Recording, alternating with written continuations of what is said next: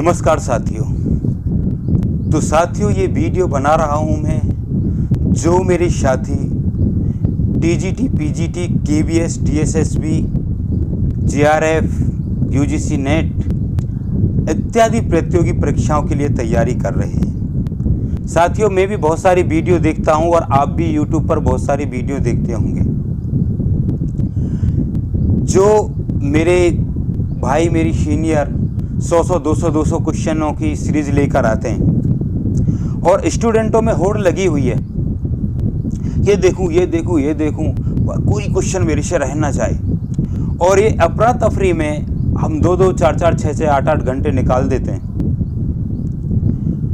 सभी को पढ़ते हैं, समझते हैं, लेकिन रिजल्ट क्या निकलता है कि हमारे 4-6 घंटे खराब हो गए और अगले दिन देखते हैं कि अरे यार, ये तो हम पता ही नहीं, भूल गए। कोई पूछता है, एक भी क्वेश्चन याद नहीं रहता। तो मेरा मानना है कि मैं आपके लिए 10 क्वेश्चन लेके आऊँगा, लेकिन ये मेरा दावा है, मैं आपको विश्वास दिलाता हूँ कि मेरे 10 के 10 क्वेश्चन आपको हमेशा याद रहेंगे। मैं बेहतर से बेहतर रिजल्ट आपको देने का प्रयास करूँगा, इसके लिए संघर्ष करता रहूँगा।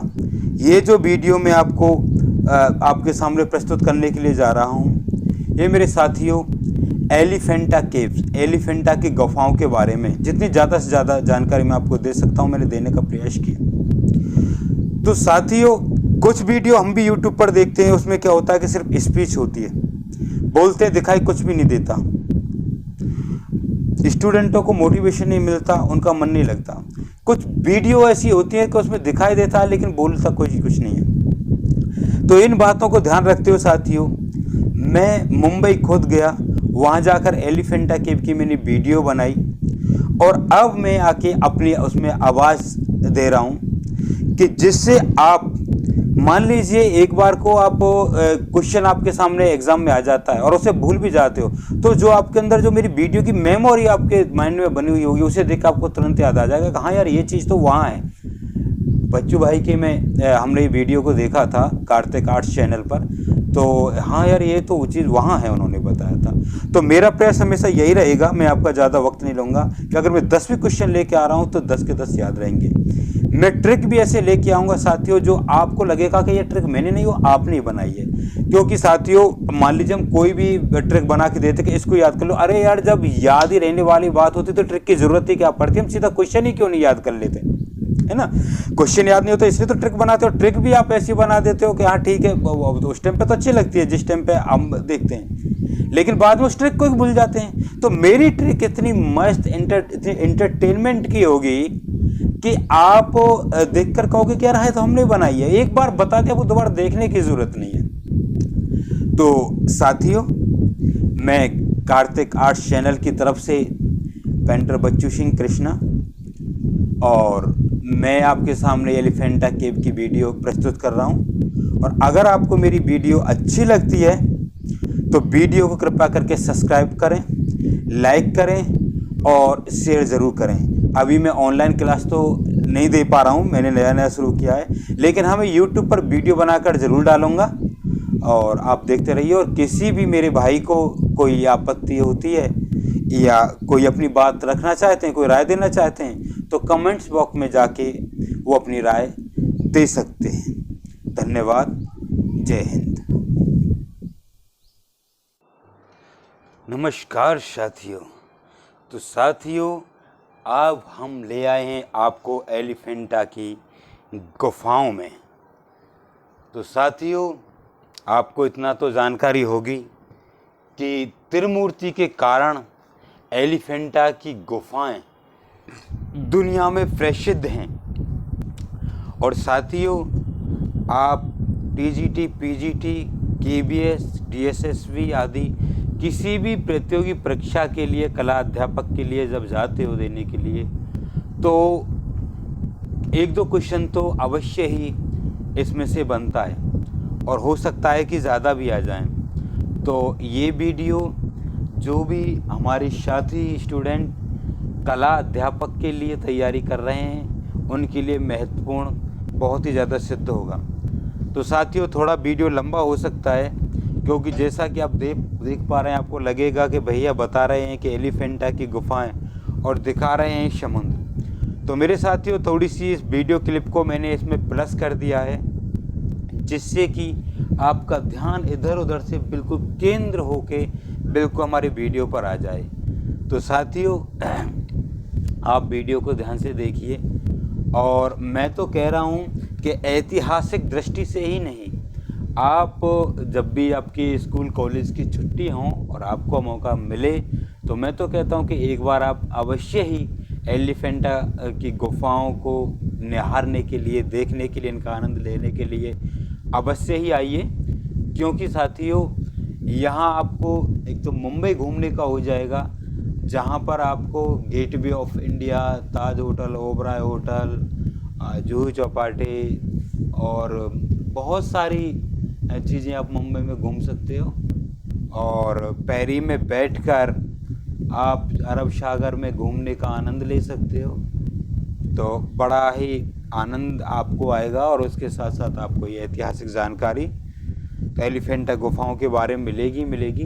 क्योंकि साथियों, ये तो आप जानते हो कि एक बार हम जो याद करते हैं शायद भूल जाते हैं, लेकिन जब एक बार किसी चीज़ को देख लेते हैं तो उसे हम जीवन में भी नहीं भूलती है। और इसीलिए यही मेरा उद्देश्य है कि मैं आपको वीडियो बनाकर दिखाऊं। देखो, मैं आपके लिए मुंबई गया, वहाँ से गेटवे ऑफ इंडिया गया, वहाँ वीडियो बना के लाया और संतुष्टि में अब यहाँ और भी ज़्यादा चारों तरफ से विभिन्न स्रोतों से ऐतिहासिक जानकारियों को जुटाकर आपके सम्मुख पेश कर रहा हूँ, जिससे कि आपसे कोई भी क्वेश्चन एलिफेंटा केव को लेकर नहीं रह पाए।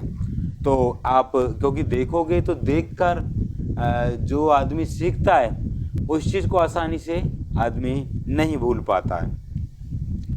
तो साथियों, यहाँ पर आपको पता है कि विश्व प्रसिद्ध मूर्ति है त्रिमूर्ति।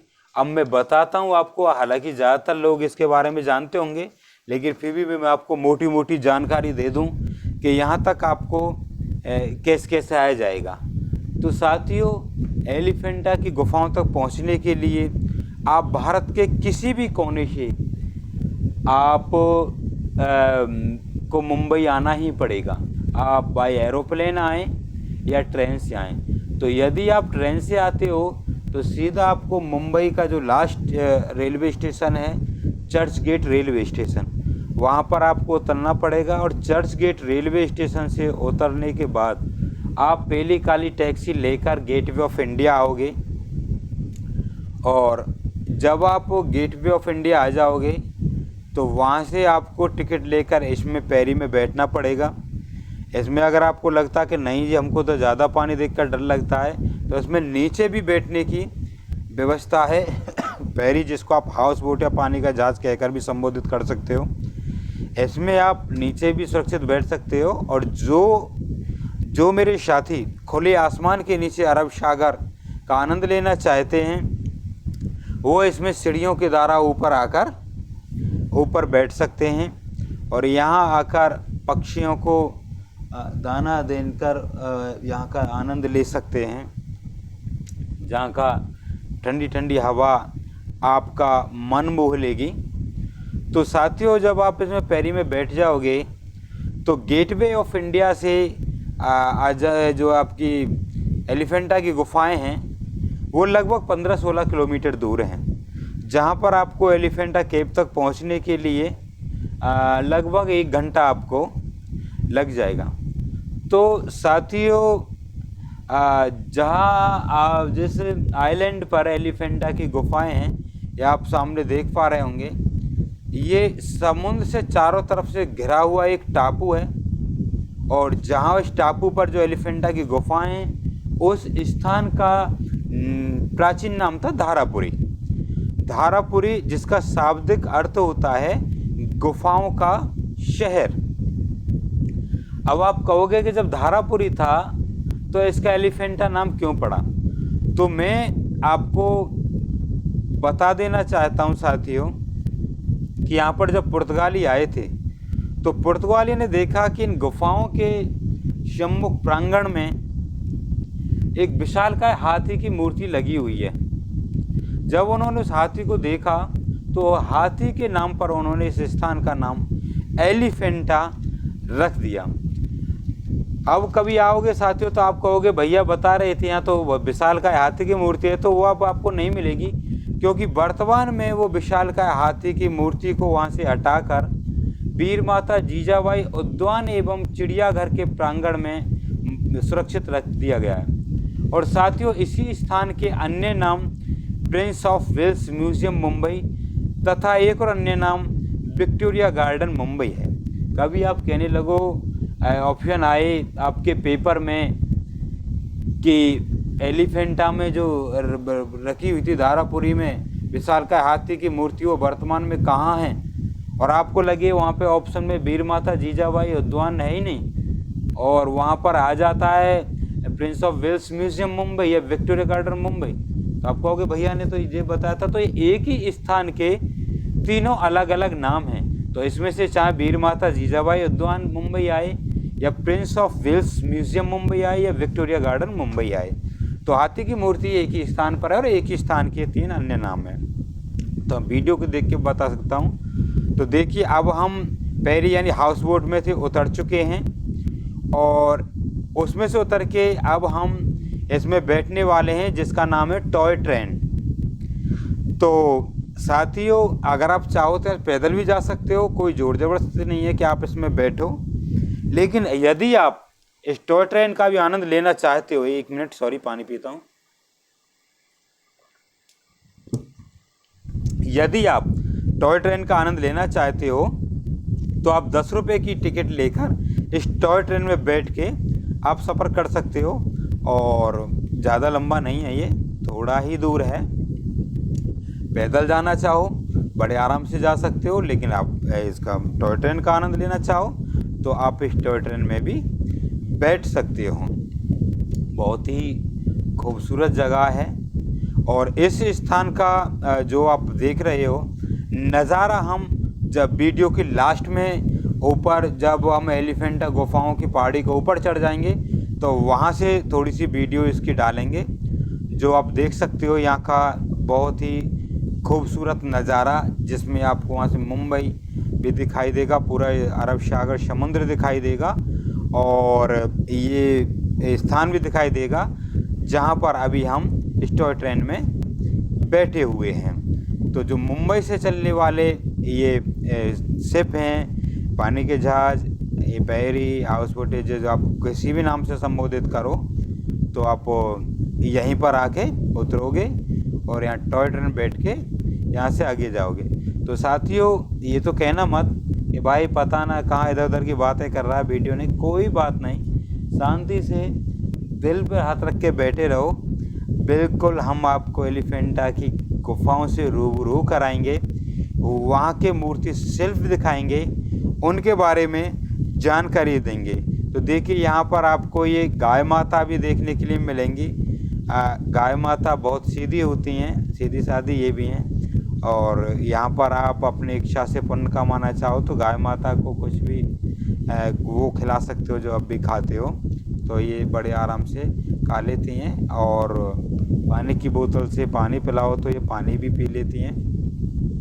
तो वर्ल्ड हेरिटेज सेंटर में इसका एलिफेंटा गुफाओं का विश्व विरासत सूची में भी नाम है साथियों, तो इसलिए मैं बार बार कह रहा हूँ एक बार आप ज़रूर आना। तो अब हम देखिए मुख्य द्वार पर पहुँच गए हैं, एलिफेंटा की गुफाओं के मुख्य द्वार पर हम पहुँच गए हैं साथियों। तो साथियों जो एलिफेंटा की गुफाएं हैं ये 7 गुफाओं का एक मिश्रित रूप है, जिसमें से 2 गुफाएं महात्मा बुद्ध को समर्पित हैं और 5 गुफाएं भगवान शिव को समर्पित हैं।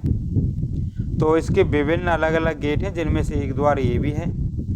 उस समय के कारीगरों ने बहुत सुंदर कारीगरी अपनी दिखाई है। ये देखिए त्रिमूर्ति है, जिसके लिए विश्व में प्रसिद्ध हैं गुफाएं। इस मूर्ति के बारे में हम आपको आगे भी जानकारी देंगे। इसके साथ साथ इसमें और भी अन्य मूर्ति हैं, जिसमें रावण द्वारा कैलाश पर्वत को उठाना, रावण द्वारा क्षमा याचना करना, अर्धनारीश्वर जिसमें आधा रूप भगवान शिव का और आधा रूप माता उमा यानी माता पार्वती का है, अन्य मूर्ति में अंधकासुर का वध करते हुए भगवान शिव, नटराज शिव, योगीराज शिव तथा त्रिमूर्ति बहुत ही सुंदर हैं। जब आप आओगे यहाँ पर तो आप इस कारीगरी को देखते ही रह जाओगे। इन मूर्तियों में जो सबसे प्रसिद्ध मूर्ति है वो त्रिमूर्ति है, जिसका अन्य नाम महेश मूर्ति तथा एक और अन्य नाम सदाशिव मूर्ति। हाँ, तो ये भी मैं आपको अवगत करा देना चाहता हूँ साथियों कि मान लीजिए ये ना आए कि त्रिमूर्ति कहाँ स्थित है और आज आए कि सदाशिव की मूर्ति कहाँ पर है या महेश मूर्ति कहाँ पर स्थित है, तो बिल्कुल ही परेशान मत होना साथियों। आप आंख मीच के टिकनी पे लगा देना, क्योंकि एलिफेंटा लगा देना, क्योंकि ये भी एक ही त्रिमूर्ति के ही अन्य नाम है, महेश मूर्ति और सदाशिव मूर्ति। तो साथियों, एक हमारी लेखक हैं डॉक्टर रीता प्रताप वैश्य, जिन्होंने भारतीय चित्रकला एवं मूर्ति कला का इतिहास नामक पुस्तक को लिखा है, जो राजस्थान एकेडमी प्रकाशन से प्रकाशित है। उसमें इन्होंने त्रिमूर्ति के तीनों चेहरों की पहचान ब्रह्मा, विष्णु तथा महेश के रूप में की है। लेकिन हमारे एक अन्य विद्वान हैं जितेंद्र नाथ बनर्जी, उनके अनुसार त्रिमूर्ति के तीनों रूपों में बायां चेहरा भैरव, मध्य का चेहरा शिव तथा दायां चेहरा माता उमा का माना गया है। तो साथियों, त्रिमूर्ति में छाती से सिर तक की जो ऊंचाई 18 फुट है, चौड़ाई 24 फुट है और सिर्फ चेहरे की ऊंचाई आप मान जानोगे तो सिर्फ 6 फुट है। गुफा में बनी अधिकांश मूर्तियों के नीचे वाला होठ बड़ा तथा बाहर की ओर ऊपर वाले होठ की तुलना में ज़्यादा निकला हुआ बनाया गया है। तांडव करते शिव की मूर्ति भग्नावस्था में होने के बावजूद भी मन को मोह लेती है। कंकाल रूपी भृंग ऋषि, गणेश कुमार तथा इंद्र आदि देवगण तांडव करते भगवान शिव के नृत्य का आनंद ले रहे हैं, जो बड़ा मनोहारी है। एक अन्य मूर्ति शिल्प में अंधकासुर का वध करते शिव का रौद्र रूप देखते ही बनता है। एक और बहुत विश्व प्रसिद्ध चित्र है यहाँ पर शिव पार्वती के विवाह का, जिसका अन्य नाम कल्याण सुंदर मूर्ति भी है। इस मूर्ति शिल्प में माँ पार्वती के पिता हिमवान अपनी पुत्री को भगवान शिव को समर्पित करते दर्शाए गए हैं। इस मूर्ति शिल्प में माँ पार्वती को स्वीकार करते भगवान शिव की मुद्रा अत्यंत सुंदर है। एक अन्य मूर्ति योगीराज शिव की है, जिसमें भगवान शिव को ध्यान मुद्रा में दर्शाया गया है। तो साथियों, आगे मैंने फोटो डाल दिए हैं वीडियो में, जिनमें उन तस्वीरों के नाम, जैसे ये है देखिए त्रिमूर्ति, इसमें इसकी माप लिख दी है, चौड़ाई कितनी है, लंबाई कितनी है, ऊंचाई कितनी है। तो मुझे विश्वास है ये मेरा तरीका आपको बिल्कुल पसंद आएगा, बिल्कुल भी आप नहीं भूलोगे। एग्ज़ाम में बिल्कुल सटीक करके आओगे कि त्रिमूर्ति की लंबाई कितनी है, चौड़ाई कितनी है, चेहरे की माप कितनी है, कहाँ पर है। देखिए तीनों रूप हो गए, सृजनकर्ता, पालनकर्ता, श्रृंगारकर्ता, और ये देखिए तीनों रूप दूसरे हमारे विद्वान के हिसाब से हो गए, जो जैसा कि मैं आपको बता चुका हूँ। तो साथियों, आई होप, मुझे विश्वास है कि आपको मेरा वीडियो पसंद आया होगा। तो साथियों, मेरा आपसे अनुरोध है, हो सकता है मुझसे कुछ त्रुटियां भी रह गई हों, क्योंकि मेरी अभी ये शुरुआत है। आगे से हम आपको ऑनलाइन क्लासेस भी देंगे जो निःशुल्क होगी, और ये वीडियो भी आपके लिए निःशुल्क है, कोई चार्ज नहीं है साथियों। तो अगर आपको मेरा वीडियो पसंद आया हो तो वीडियो को लाइक करें, शेयर करें और सब्सक्राइब करें। हमारे चैनल का नाम कार्तिक आर्ट्स है साथियों।